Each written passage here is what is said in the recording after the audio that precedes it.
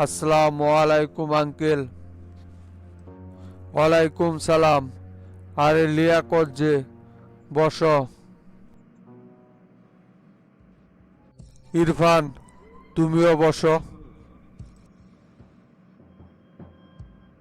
Uncle, তাহলে কি করলেন? আগামীকালকে তো ওনাদের হিয়ারিংয়ের ডেট। এবারের হিয়ারিংয়ে কি কাউকে জামিন করাইতে পারবেন? কি যে বলো না লিয়াকত, এবার তো আস্থা একদম তেলতেলা। কোর্টে ওঠার সাথে সাথেই 100% জামিন হয়ে যাইব ওনাদের। এবার সব লাইন আমি তেলতেলা করে রাখছি। এবার আর কোনো জায়গায় কোনো রকমের ঝামেলা হইব না। আঙ্কেল, প্রতিবার তো একই কথা বলেন যে এবার জামিন হয়ে যাইব, কিন্তু হিয়ারিংয়ের দিন তো কাউকে জামিন করাইতে পারেন না। এবারও কি সেরকমই হইব? দেখেন আঙ্কেল, বিষয়টা কিন্তু অনেক লেন্দি হয়ে যাইতেছে। অনেক দিন হয়ে গেল, এত চেষ্টা কইরাও কাউকে জামিনে এখন পর্যন্ত মুক্তি করতে পারলাম না। দেখো ইরফান, প্রত্যেকবারই আমি ওনাদের জামিন করানোর জন্য খুব আপ্রাণ চেষ্টা করে গেছি, কিন্তু সরকার পক্ষই ওনাদের জামিন বারে বারে আটকিয়ে দিচ্ছিল। সেই জন্যই এইখানে আমার আর কিছু করার থাকতো না। কিন্তু এইবার দলের সকল নেতাকর্মী চাইতেছে ওনাদেরকে জামিন করানোর জন্য। প্রেসিডেন্টেরও এই বিষয়ে মত আছে। এবার আর কোনোভাবেই শামসু আটকাতে পারবে না। আঙ্কেল, শুধু সরকার দলীয় না, এবার বিরোধী দলেরাও চাচ্ছে মোল্লা গ্রুপ যেন জামিনে মুক্তি হয়ে আসে। কারণ শামসুর অত্যাচারে বিরোধী দলেরাও কোনো রকমের কোনো মিছিল মিটিং করতে পারতেছে না। তাই এবার আমাদের কিন্তু পূর্ণ সাপোর্ট আছে। এবার আপনি চেষ্টা করবেন কোনোভাবে যেন জামিনটা মিস না হয়। যেভাবে হোক এবার মোল্লা গ্রুপকে জামিন করাইতেই হইব। লিয়াকত, বিরোধী দলের সভাপতি তরিকুল ভাইয়ের সাথেও আমার কথা হয়েছে। উনিও বিভিন্ন জায়গায় তদারকি কইরা রাখছে। এবার আর কোনো চিন্তা করো না লিয়াকত। এবার যেভাবে হোক সবাইকে না পারলেও মোল্লা ভাই, হাজি ভাই আর তোমার ভাই মতির জামিনের একটা ব্যবস্থা করবই। আপাতত ওনাদের তিনজনকেই বের করার একটা ব্যবস্থা করেন। ওনারা বাইরে আসলে বাকিদেরকেও বের করা কোনো ব্যাপার হইব না। আগে এই তিনজনকে যেভাবে হোক এবারের হিয়ারিংয়ে জামিন করানোর একটা ব্যবস্থা করেন। দরকার পড়লে জজ যদি টাকা পয়সা চায় সেগুলো দিতে আমরা রাজি আছি। তাও কোনোভাবে যেন এবারের ডেটটা মিস না হয়, সেদিকে লক্ষ্য রাখবেন। কি বললাম তোমাদেরকে? তাইলে তোমরা এবার ছেলে পেলে নিয়া ফুলের মালা সহ আদালতের বাইরে অপেক্ষা করবে। ইনশাআল্লাহ ওনাদেরকে সঙ্গে নিয়ে আমি বের হয়ে আসব। এবার আর কোনোভাবে মিস হইব না। 100% তোমরা নিশ্চিত থাকতে পারো। আচ্ছা ঠিক আছে আঙ্কেল, চলে গেলাম তাহলে। আসসালামু আলাইকুম। আচ্ছা ঠিক আছে, যাও। কোনো রকমের টেনশন করো না, আমি তো আছি।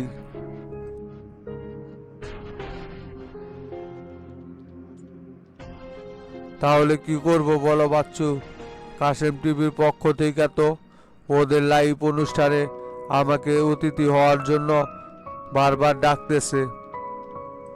তা আপনার প্রতিপক্ষ হিসাবে কাকে আনতে চাইতেছে সে সম্পর্কে কি কোনো কিছু বলছে? হ, জনতা পার্টির সেক্রেটারি কোপা শামসুকে আমার প্রতিপক্ষ হিসাবে আনতে চাইতেছে ওরা। কি বলো, অনুষ্ঠানে কি যাওয়াটা আমার উচিত হবে বলে মনে করো তুমি? কি বলেন তরিকুল ভাই? সরাসরি ওই বাঘের মুখে দেয়া পড়বেন? শামসু যে ভয়ঙ্কর লোক, ওর সাথে কথা বলতে হইলে তো হিসাব কিতাব কইরা তারপর কথা বলতে হইব। যদি মুখের ফাঁক দিয়া উল্টা পাল্টা কোনো কথা বের হইয়া যায় তাহলে কিন্তু অবস্থা খারাপ আছে, কথাটা মাথায় রাখেন। আমিও তো সেটাই চিন্তা করতেছি, সরাসরি শামসুর মুখোমুখি হওয়াটা কি ঠিক হইব?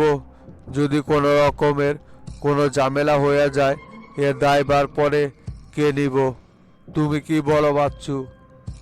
যদি ব্যক্তিগতভাবে আমার মতামত চান, তাহলে আমি বলবো এই অনুষ্ঠান আপনার বর্জন করাটাই সবচাইতে বুদ্ধিমানের কাজ হইব। কারণ ওইখানে শামসুর মুখোমুখি হওয়াটা আপনার জন্য মোটেও ঠিক হইব না।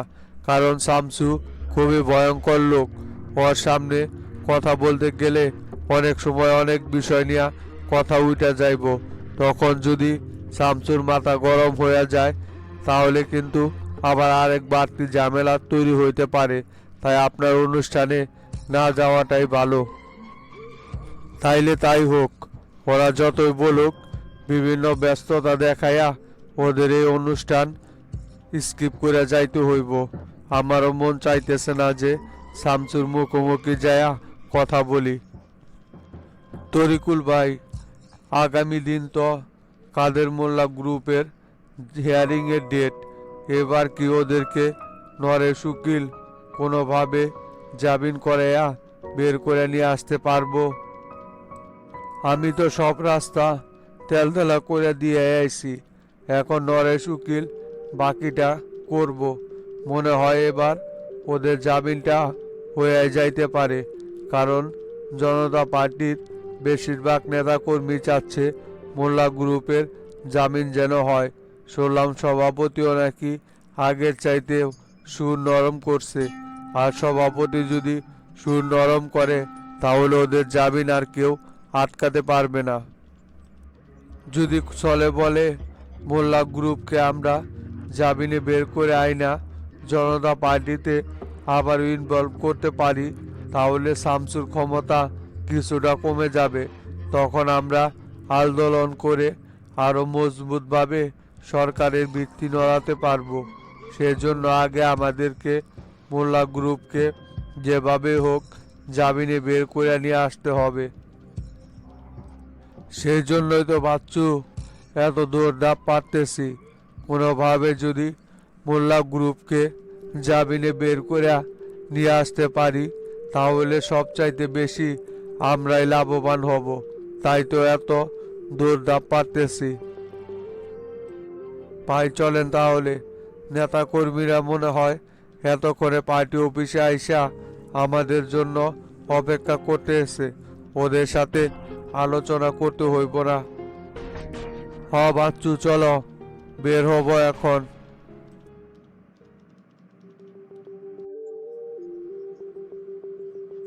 আসসালামু আলাইকুম লিডার। ওয়ালাইকুম সালাম। ইকবাল আইস? দাদারাই রইলাকে ইকবাল, বসো।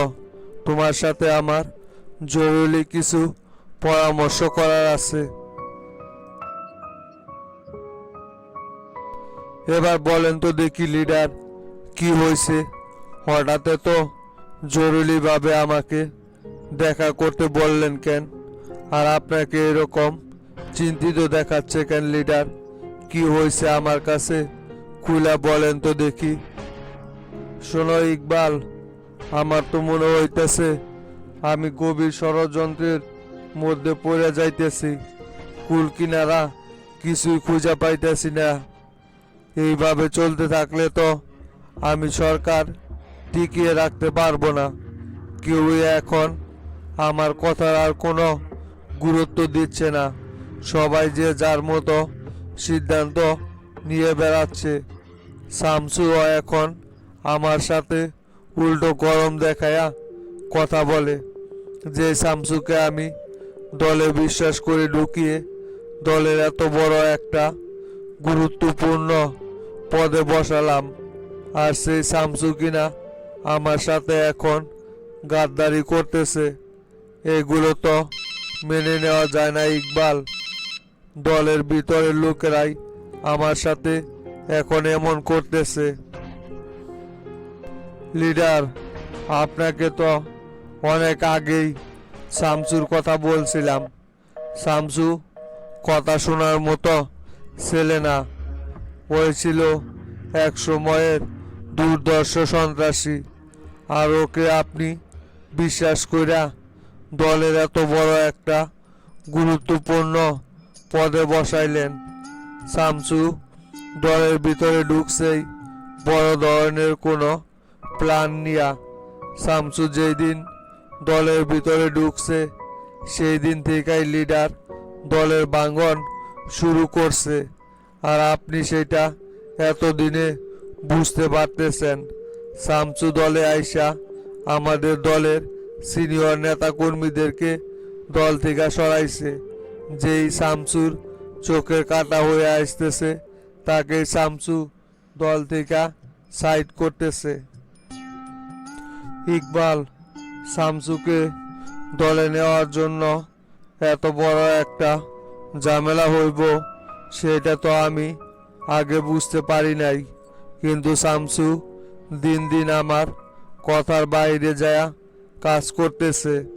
আমার কথার কোনো মূল্যই রাখতেছে না শামসু। ওই ওর নিজের মতো কইরা সব সিদ্ধান্ত সব সময় নিয়ে থাকে। বারবার কইরা ওরে সতর্ক করা সত্ত্বেও ও আমার সাথে কোনো বিষয় নিয়েই পরামর্শ করে না। যখন যা মন চায় তাই কইরা বেড়ায়। এইভাবে যদি শামসু অনিয়ন্ত্রিত হইয়া কাজ করে তাহলে পরে তো দলে রাখাটা আমার জন্য একটা হুমকির কারণ হইয়া দাঁড়াইব। শামসু ইদানিং আমার সাথেও অনেক গাদ্দারি করতেছে।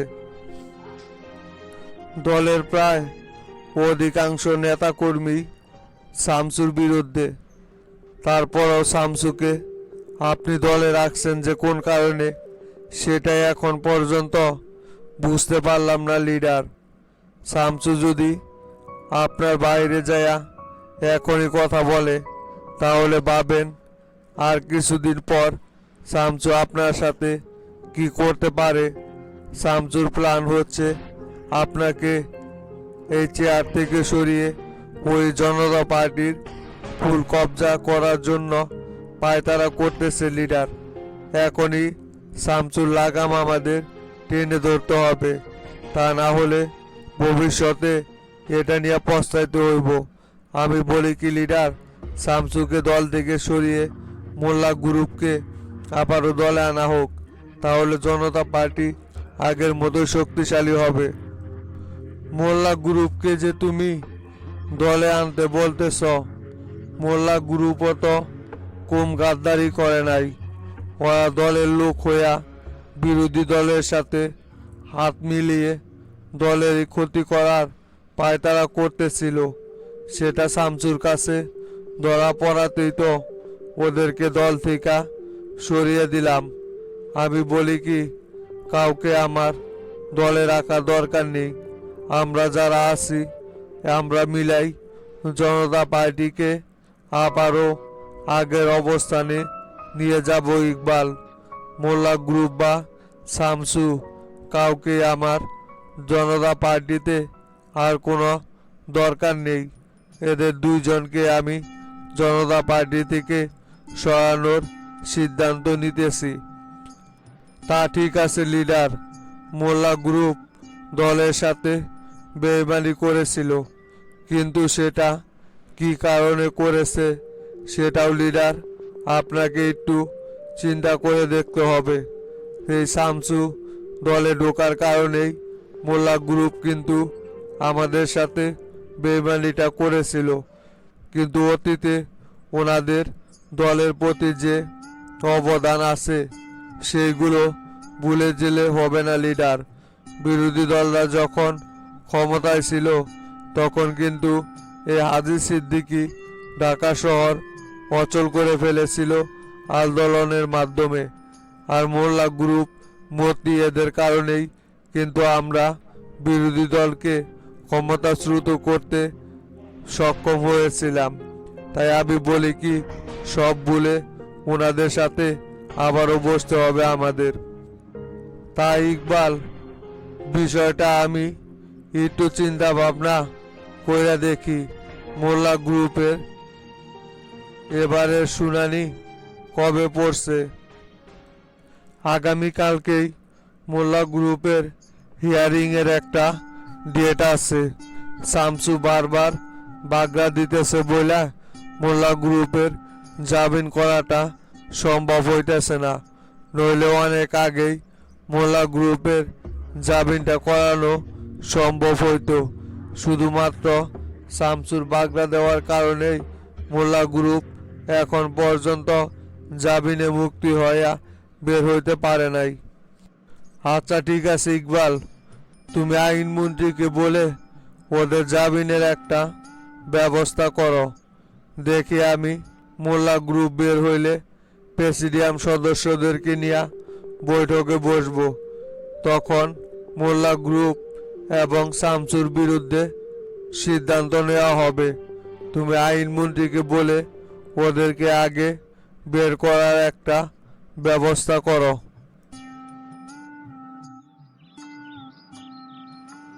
কিরে দোস্ত, এইভাবে বাসার ভিতরে বৈশা আর কতক্ষণ থাকবি? বাইরের একটু আলো বাতাস তো গায়ে লাগানো দরকার আছে নাকি? কি আর করবো বল দোস্ত, শরীরের উপর দিয়া তো আর কম দখল গেল না। চললি তাই বাইরে যাইমু, একটা অপারেশন আছে। আমার এই শরীর লিয়া তুই আবার আমারে কোন অপারেশনে নিয়ে যাইতে চাইতেছিস? আমি কি পারবো নাকি? বেশি কিছু করতে হইব না, তুই শুধু আমার লগে থাকবি। মোহাম্মদপুর সেকেন্ড টেক যাইমু, বন্ধু রকির কাছে সামান্য একটা ইনফরমেশন নেওয়ার আছে। ওর কাছ থেকে ইনফরমেশনটা নিয়ে তারপরেই চলে আসমু। তুই আবার কি ইনফরমেশন নেওয়ার জন্য রকির কাছে যাইতাছস? আর আমাদের উপর যে হামলাটা করলো, কে হামলা করলো সেই সম্পর্কে তো এখন পর্যন্ত পুলিশ কোনো তথ্যই বের করতে পারলো না রে।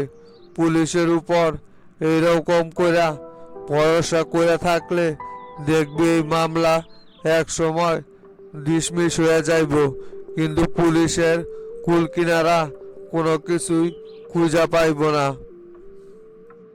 তরে কে বলছে পুলিশের উপর ভরসা করে আছি? আমি উস্তাদের সাথে আলোচনা করলাম, আমার মনে হয় আমাদের উপর হামলাটা করছে ডেন্ডি শাকিল।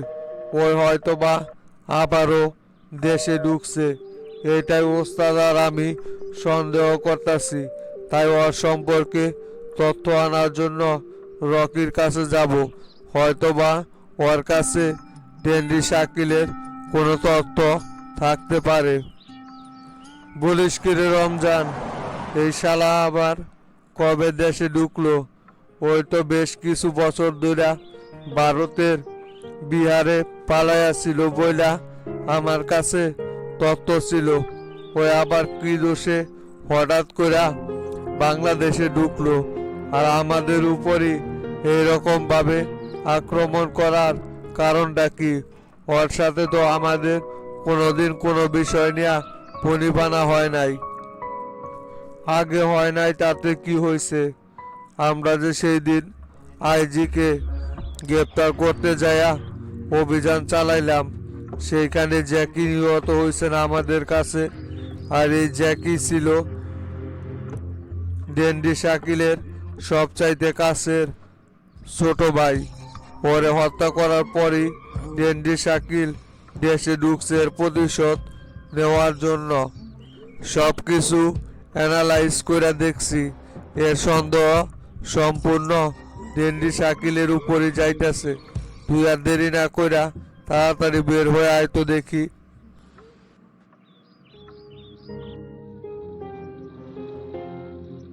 কে সম্রাট আইসস? বসেক। তারপর কি অবস্থা সম্রাট? লতিফের সম্পর্কে কি নতুন কোনো তথ্য পাইলি? হ শামসু, ওর সম্পর্কে নতুন করে কিছু তথ্য বের করছি। ওর গ্যারেজের 2 জন কর্মচারীকে ধরে নিয়ে আসার পর ওরা কিছু তথ্য দিছে আমার কাছে।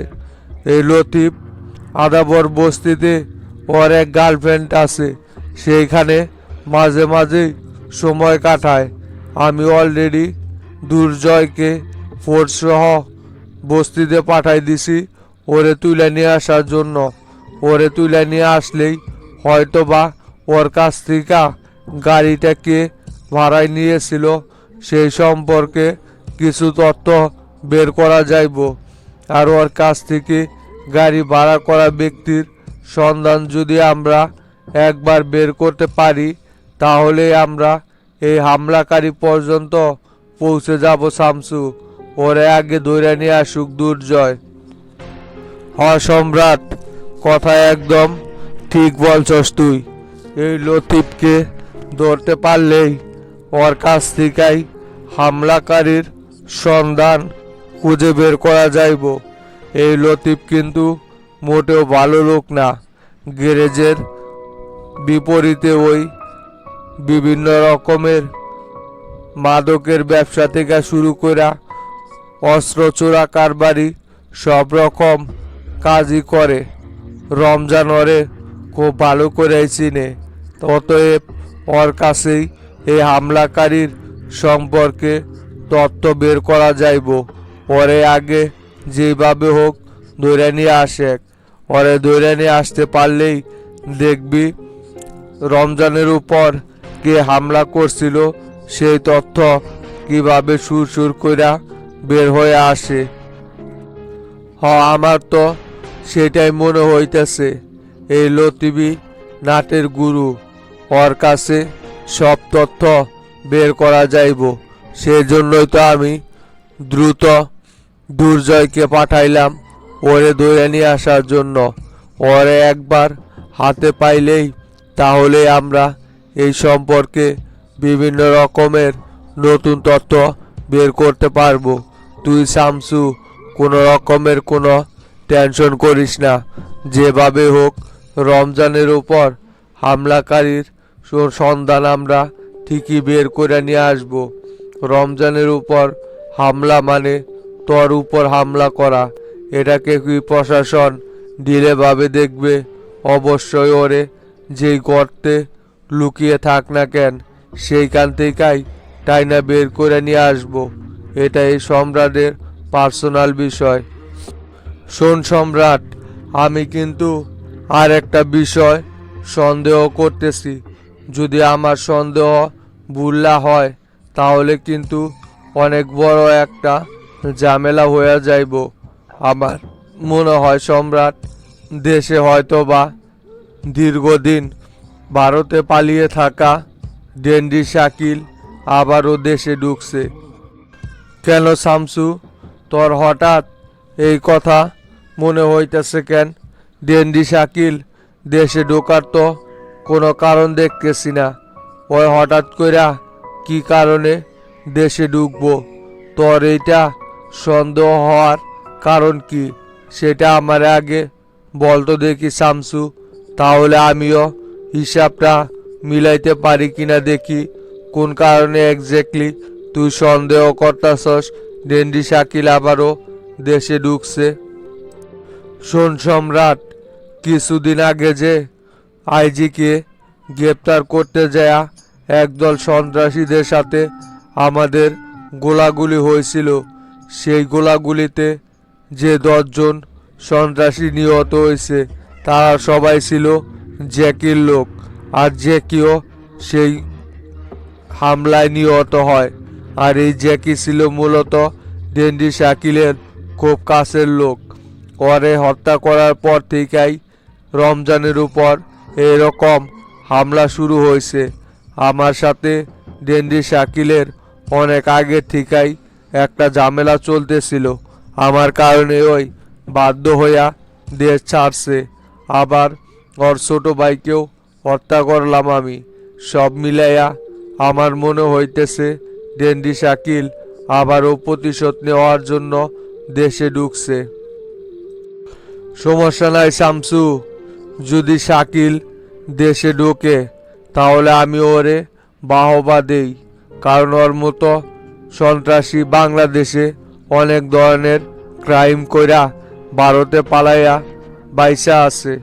ওর অপরাধের শাস্তি হওয়া দরকার। ওই দেশে ঢুকছে মানে এবার নিশ্চয়ই ওকে আমার হাতে ধরা পড়তে হইব।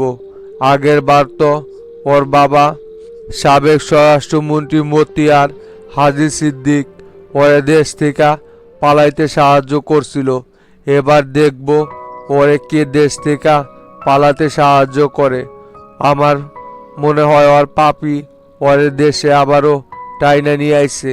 এবার আর ওই সম্রাটের হাত থেকে কোনোভাবেই রক্ষা পাইব না শামসু। এবার শাকিল আমার হাতে নিশ্চয় ধরা পড়ব।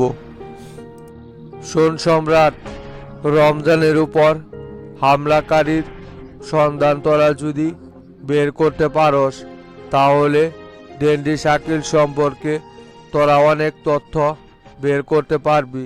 আমি আর রমজান বিভিন্ন অ্যানালাইজ করে দেখছি যে এই ঘটনা 100% ডেন্ডি শাকিলই ঘটাইছে, কারণ বর্তমানে দেশে এরকম অরাজকতা সৃষ্টি করার মতো আর কোনো সন্ত্রাসী জীবিত নাই।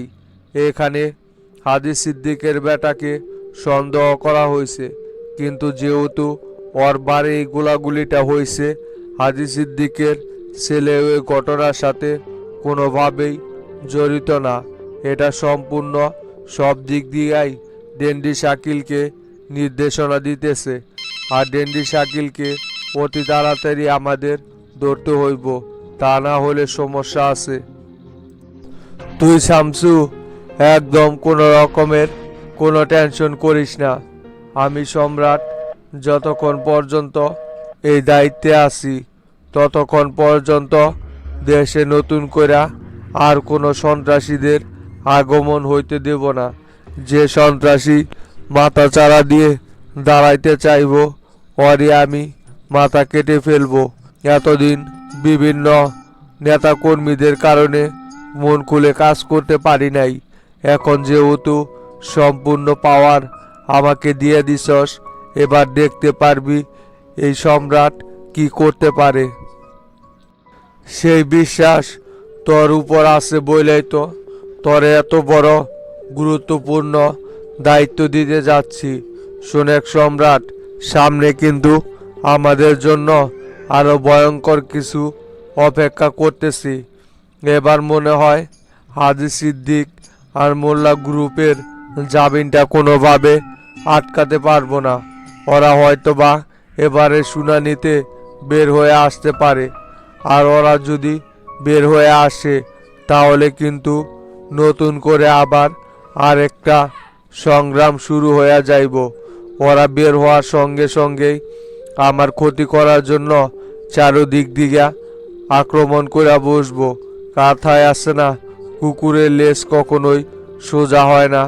ওদেরকে যতই শিক্ষা দেই কেনা কেনা ওরা কোনোভাবেই শুধরাবে না। তাই তোকেও প্রশাসনের নিয়ন্ত্রণ নিতে হবে। বলিস কি রে শামসু, মোল্লা গ্রুপের জামিন হয়ে যাইব মানে ওদের জামিন কিভাবে হয়? ওরা যে আকাম কইরা গেছে, আর এই তো কিছু করার পরেও ওদেরকে কিভাবে জামিন দিতে পারে? প্রেসিডেন্ট কি এ বিষয়ে কোনো কিছু জানে না? প্রেসিডেন্ট এত কিছু জানার পরেও কিভাবে ওদেরকে জামিনে দিতে চায়? প্রেসিডেন্ট যদি এইখানে বাগড়া দেয় তাহলে ওরা তো হাজার চেষ্টা কইরাও কোনোদিন জামিন পাইব না। প্রেসিডেন্টকে বিষয়টা তোরা জানাস না এখনো? তুই যে কি বলস না, প্রেসিডেন্ট জানে না মানে? প্রেসিডেন্টই তো চাইতেছে মোল্লা গ্রুপের জামিন করাইতে। এই প্রেসিডেন্টের ভিতরে আসলেই সব গাবলা আছে। প্রেসিডেন্টই ওদেরকে জামিন করাইয়া বের করা আনার পয়তারা করতেছে। প্রেসিডেন্ট হচ্ছে আসলেই ক্ষমতালোভী লোক। আমরা এতদিন ওরে অন্ধবিশ্বাস করে আইছি, কিন্তু যতই দিন সামনে যাচ্ছে ততই প্রেসিডেন্টের আসল চেহারা সকলের সামনে উন্মোচন হইতাছে। বলিস কি রে শামসু, এই প্রেসিডেন্টকে এতটা সম্মান দিতাম আমি, আর সেই প্রেসিডেন্টও অবশেষে তাহলে ওদের মতোই দুই নাম্বারির সাথে জড়িয়ে গেল। এটা কোনো কথা হইল শামসু? প্রেসিডেন্ট তো আগে কখনোই এমন সিদ্ধান্ত নিত না। উনি নিজের চাইতেও জনগণের প্রতি বেশি চিন্তা করত, আর সেই প্রেসিডেন্টই এখন ক্ষমতার কাছে বিক্রি হয়ে যাচ্ছে। তোরে বললাম কি সম্রাট, প্রেসিডেন্টই এখন সকল নষ্টের মূল।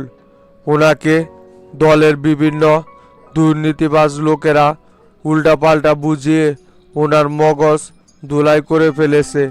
আসলে মোল্লা গ্রুপ জেলে যাওয়ার পর থেকে তো দলের অন্যান্য সদস্যরা কোনো রকমের কোনো দুর্নীতি করতে পারতেছে না, যার কারণে সকলে আমার বিরুদ্ধে উঠে পড়ে লেগেছে। ওরা সকলে চাইতেছে জনতা পার্টি থেকে আমাকে মাইনাস করে মোল্লা গ্রুপকে আবার ইন করার জন্য। আর প্রেসিডেন্টও ওদের কথায় ওদেরকে সায় দিতেছে। সামনে হয়তোবা অনেক বড় একটা খেলা খেলতে হইব আমাদের। মনে হইতেছে প্রেসিডেন্টকে এবার অবসরে পাঠাইতে হইব। তুই কিন্তু সব সময় স্ট্রং থাকিস।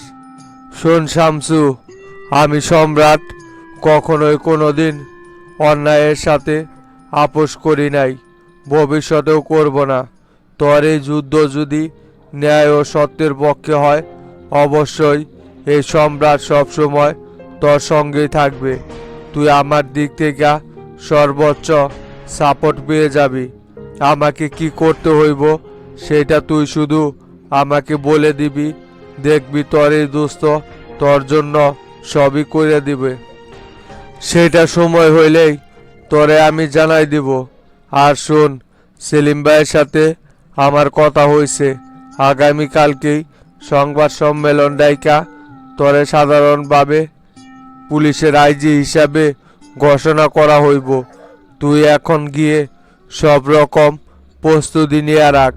আগামীকালকেই সেলিম ভাই সংবাদ সম্মেলন ডাইকা তোরে কিন্তু দেশব্যাপী ঘোষণা করে দিব যে তুই হচ্ছিস নেক্সট আইজি। সেইভাবে প্রস্তুতি নিয়ে যা।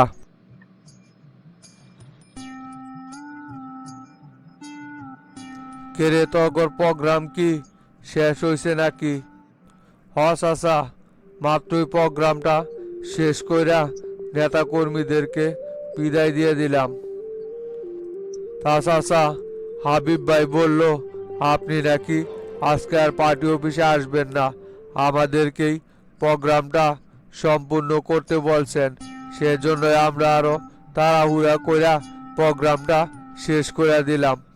আপনি আসবেন যদি জানতাম তাহলে তো আর একটু দেরি করেই প্রোগ্রামটা শুরু করতাম। সমস্যা নাই তোতা, তোরা যে আমারে ছাড়া প্রোগ্রামটা সঠিকভাবে সম্পূর্ণ করছস এতে আমি খুশি। ডিসির সাথে মিটিংয়ের কথা ছিল তো ভাবলাম ওইখান থেকে আসতে মনে হয় দেরি হইব, তাই তোদেরকে আর অপেক্ষা না করে প্রোগ্রামটা শুরু করতে বলছিলাম।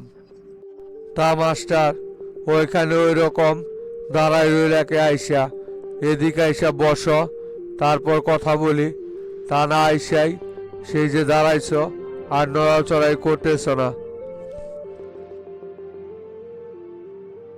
তা মাস্টার, হঠাৎ করে আবার ডিসির সাথে কি বিষয় নিয়ে বলছিলাম?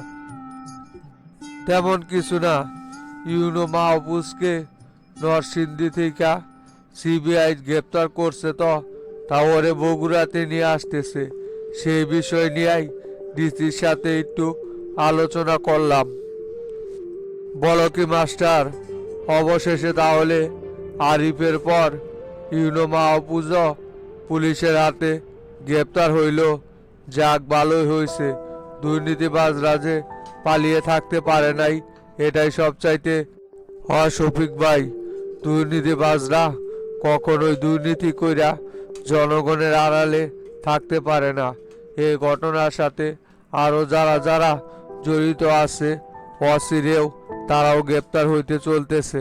চিন্তা করেন না কোনো। তুমি হাবিব যেভাবে ইঙ্গিতপূর্ণ কথাবার্তা বলতেছ, তাতে করে মনে হইতাছে এই ঘটনার সাথে আমি সরাসরি জড়িত। হে হাবিব ভাই, শফিক ভাই, আপনারা থামেন তো দেখি। দলীয় আমার কিছু আলোচনা করার আছে। বগুড়াতে অনেক দুর্নীতি হইতাছে। হে হাবিব ভাই, শফিক ভাই, আপনারা থামেন তো দেখি। দলীয় আমার কিছু আলোচনা করার আছে। বগুড়াতে অনেক দুর্নীতি হইতাছে।